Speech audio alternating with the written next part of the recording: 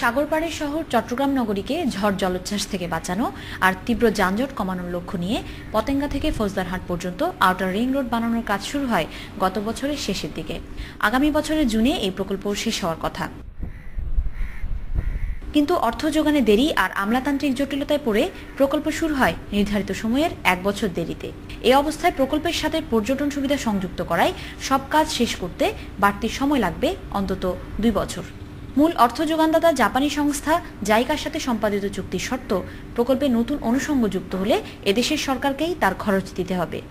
মন্ত্রী মহোদয় সবকিছু জানেন, আমার মন্ত্রণালয় সবকিছু জানেন, উনি যদি শতভাগ একমত পোষণ করেন এখানে আর সমস্যা হওয়ার কথা না।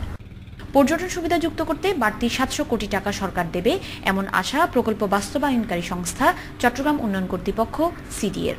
0 থেকে 5 কিলোমিটারের মধ্যে পর্যটকদের আকৃষ্ট করার জন্য আমরা বিভিন্ন অ্যামিউজমেন্টের ব্যবস্থা করছি। এখানে ল্যান্ডস্কেপ হবে, মানে বিউটিফিকেশন হবে, তারপর বাচ্চাদের জন্য অ্যামিউজমেন্ট হবে, তারপর ওয়াকওয়ে হবে, এগুলো আমরা করছি পর্যটকদের জন্য।